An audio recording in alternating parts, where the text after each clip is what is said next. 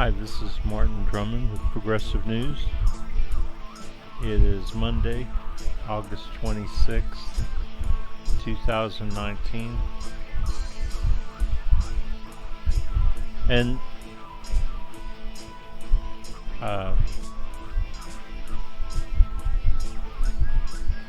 this guy's goofy looking, isn't he? Absolutely. Putting on the goofy looking look. So, and what he's going to say is just as goofy. Alright. Let me put this in a nutshell. Okay. Americans are feeling the pinch, right? I mean, every time you turn around, there's another story about how Americans are hurting. Not enough medicine, not enough food, not enough clean water, not enough housing.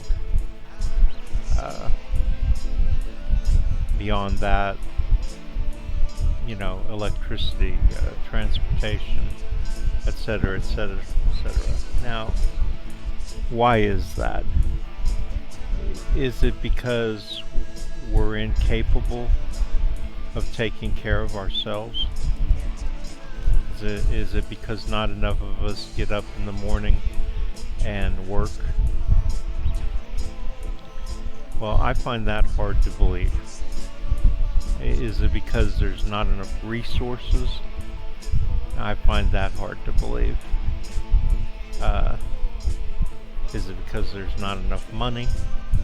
I find that hard to believe. I mean, in circulation, yeah, but can we make enough of it?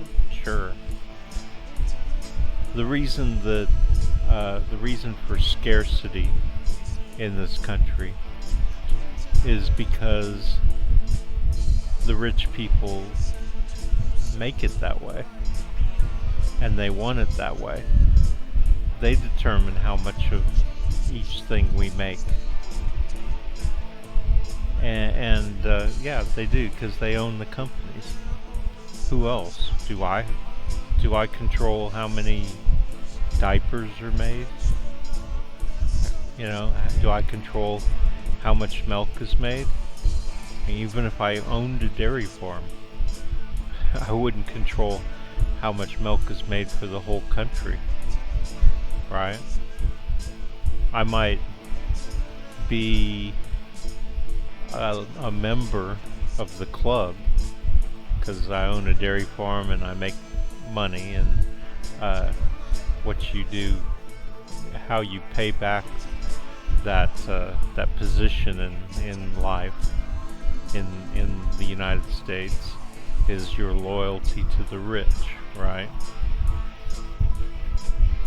But I wouldn't determine how much milk there is for the whole country, or cheese, or whatever. No, the rich control how much we have and who gets it. Obviously, they're controlling who gets it too. Otherwise, some people historically would get it, right?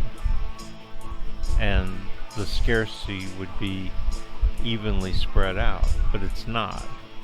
It's spread out like somebody's making decisions, right? And implementing those decisions. And exactly how they're doing it and why, I think we can guess, right? They're giving it, they're rewarding loyalty and punishing disloyalty.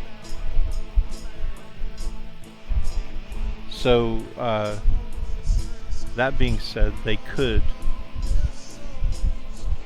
order their people to produce enough for everybody, order their distributors to distribute it evenly,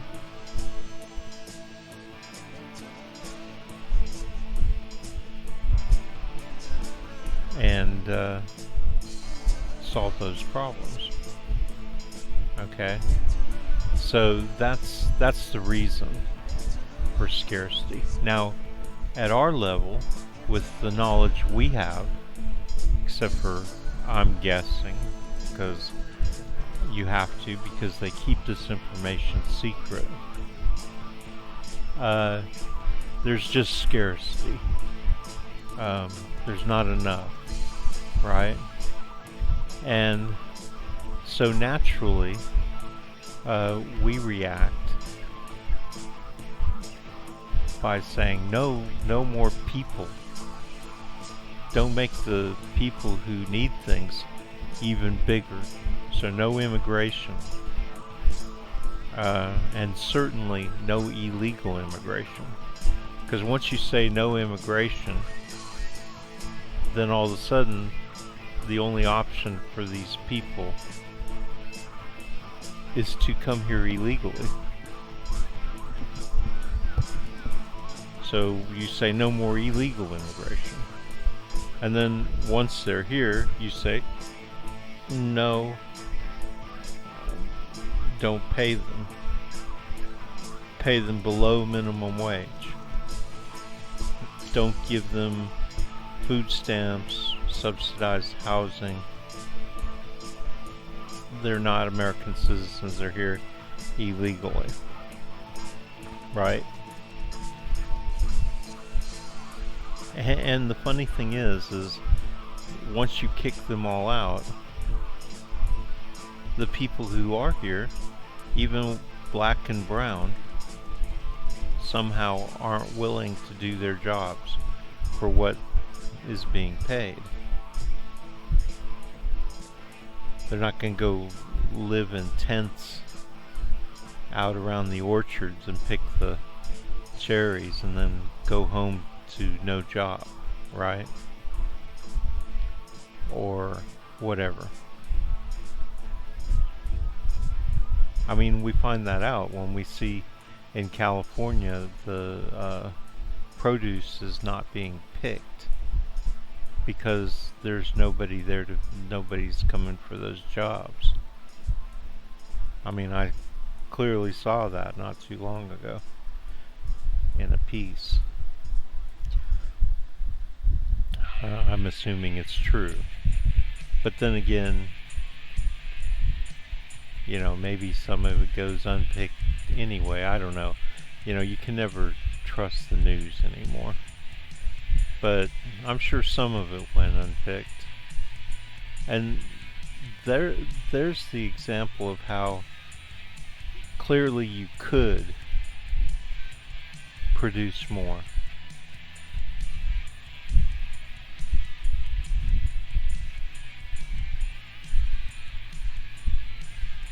I mean, clearly you could. So, let's hear.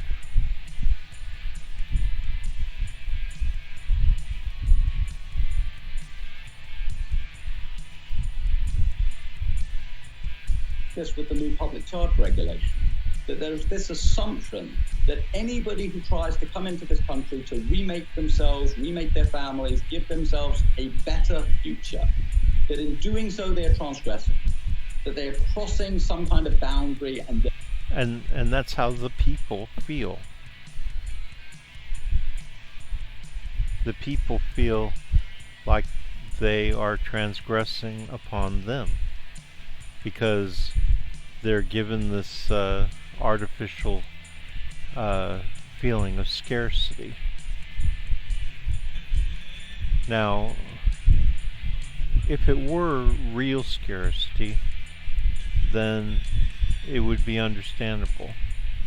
And even though it's not real, it's understandable how they're reacting, right? You know, they're saying, don't come over to my house and take my car and food out of my refrigerator and clean water away from me for somebody who's coming here from Guatemala, right? Brazil, Peru, you know, just tell them no.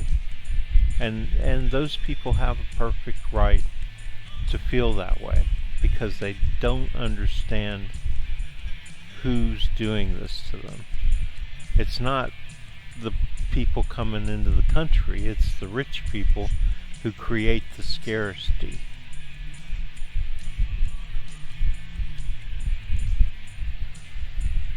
It's another example of how if rich people were our employees, we'd fire them. Because we'd say, go out, deliver groceries to all these families, make sure they got clean water. You know, that's your job, to manage all the people who do that. And they're clearly not doing that. They're clearly purposely not doing that. So you'd fire them. I mean, if they were your employees and people were coming in and going, where's my this and where's my that, and you found out that they were purposely not producing them for them, you'd fire them. And that's absolutely what we have to do. We have to fire them. And, you know, I say that bring as many of these people in as you can. You know, fuck it. Just let it all go to fucking shit. You know? And put them into employment for us. They're voters once they're here.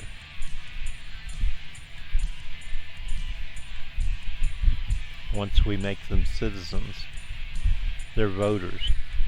And let's vote these rich people out of power. That's the only solution that I see. And certainly the rich see that too, because they're trying to cut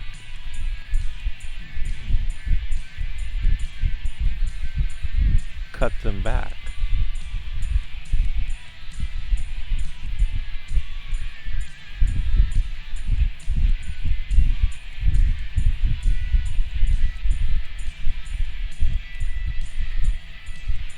You know, I wish we could.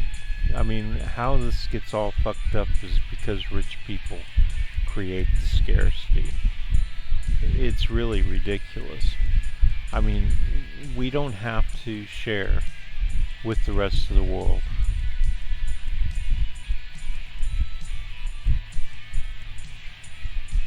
But let's do it based on reality. Let's do it based on how much we can share. And,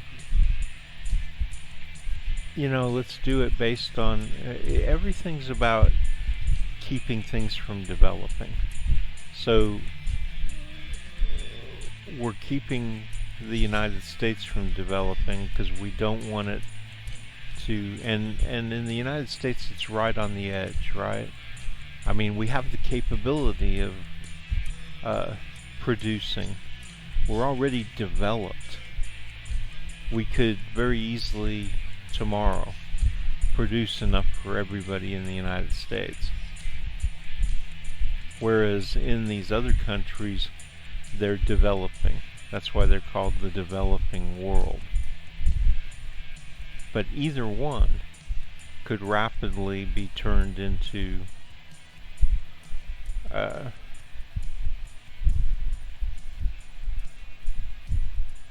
producing.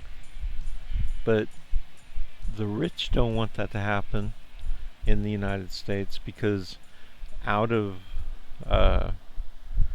once everybody's being taken care of, you'll get development of politics. People will get more involved in politics, and they'll they'll realize the obvious, and that's that the rich are in control and that nobody's given them control. Nobody's said it's okay. So they'll want to take that control away from them. Other countries, once they become developed, you know, I mean, these are the fears. You know, that a developed country will become more belligerent, and I mean, it's just kind of it's a mentality of dog eat dog, survival of the fittest. It's a fear. It's just fear, and that's why they create the scarcity and the lack of development,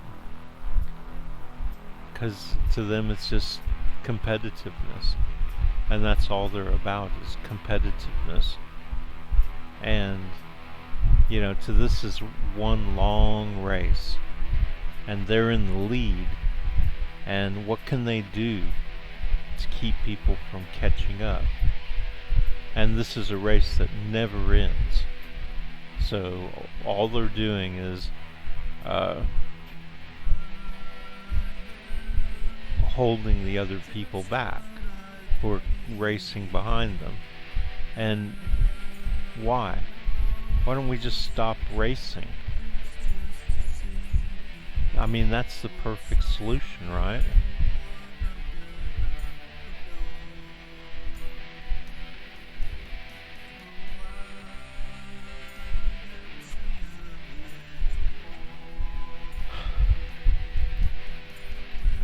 Therefore deserve punishment.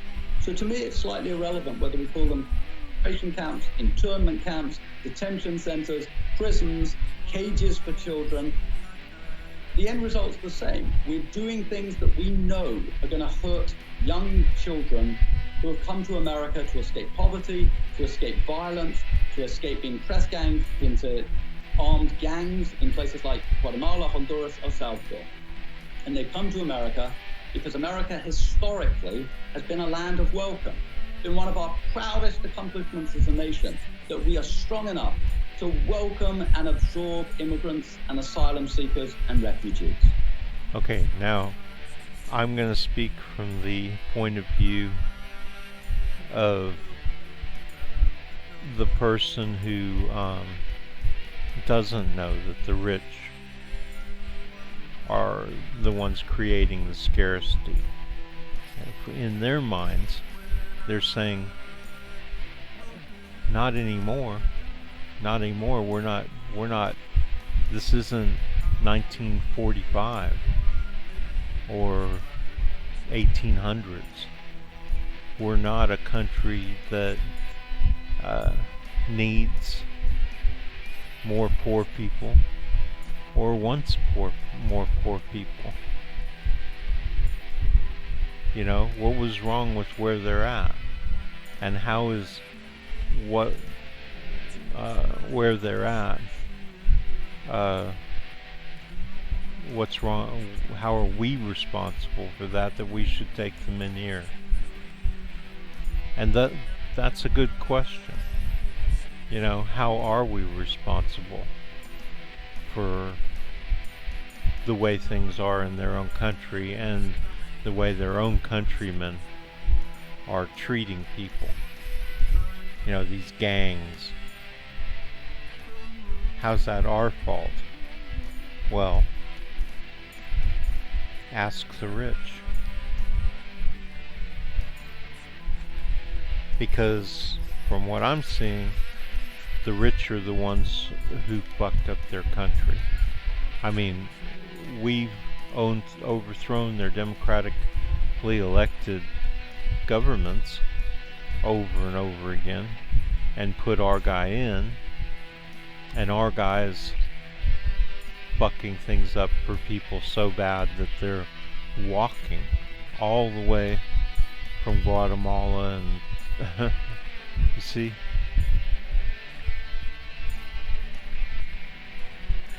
Well, we've really, really got to get our rich under control. This small group of people are fucking everything up. And, whether you think that my way of doing things is right or wrong, all you really have to know is that the rich people's way is wrong. We know that from all the problems that are, we know they're creating these problems. So that's all you have to know to say, well, let's try somebody else's idea. Try my idea.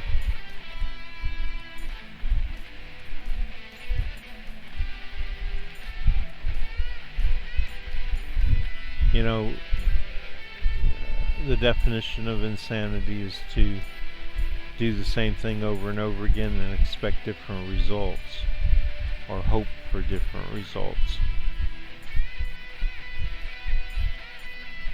And yeah, for the rich, the results are great, They just keep on getting richer and doing, having money for just anything they want. But for the rest of us,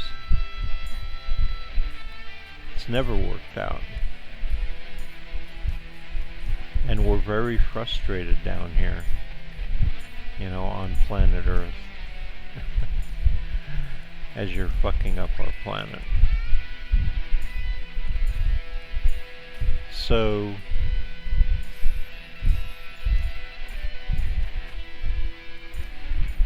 let's call off the race, huh? Let's call off the race. Let's admit that the finish line is someplace we're never going to get to.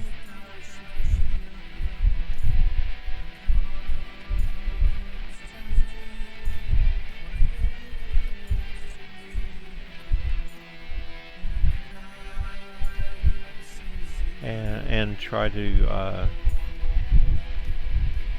and I'm not saying tear down the rich,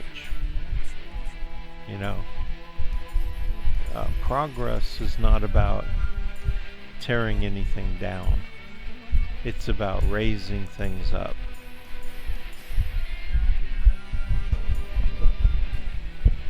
So let's start with the poor.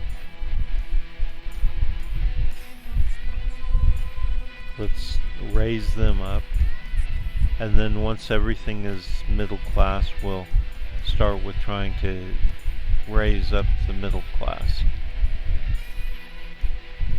Let the rich have their money, their lifestyles, but in order to raise up the poor and raise up the middle class eventually, we're going to have to take away not their lifestyles, but their power. So we're going to have to be in control of the resources and the manufacturing, the production and distribution. That's where they've failed. So their companies, their businesses, all have to be taken away from them. We'll guarantee them their lifestyles. Guarantee them that they get to, pick what they want, send their kids to the best schools, and, we'll make more schools for the poor and the middle class so that everybody can go to school whenever they want, however they want, whatever they want to learn.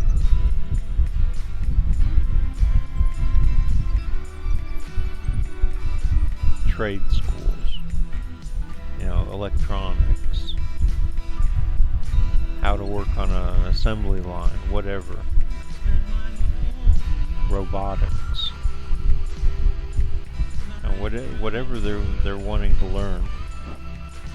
Not to say that they'll be able to work as anything they wanted to work, because we're all going to have to share in the work.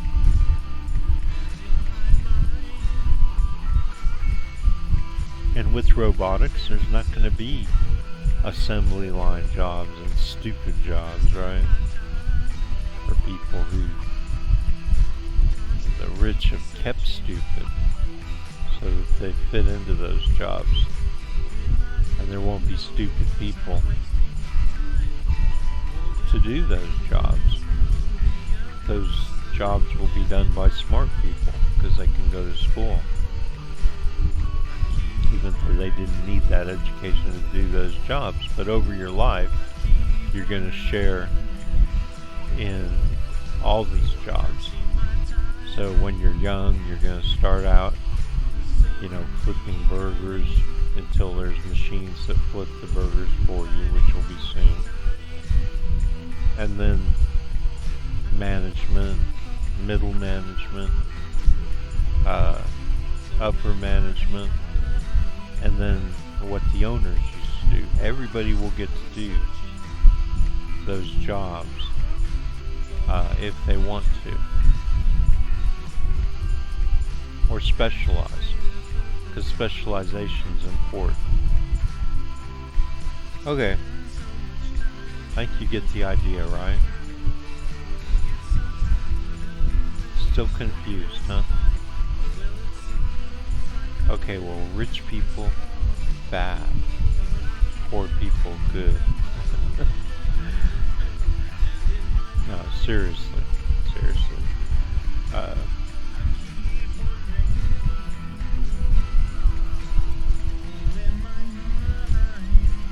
So, I don't know, things have just got to change, And I've already outlined how, rich need to be kept out of politics and economics, and poor people need to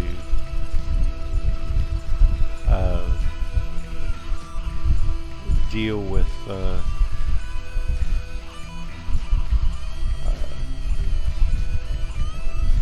extracting the resources, production, distribution,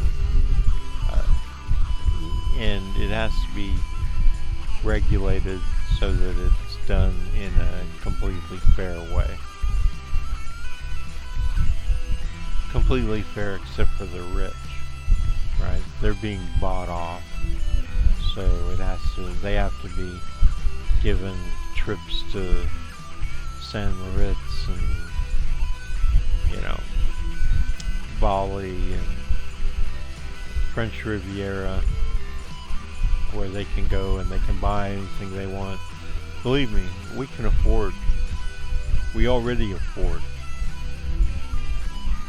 to let them do that.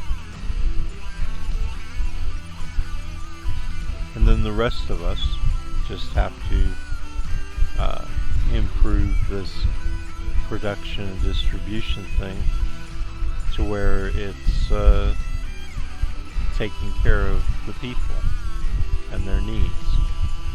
So that's how you do it.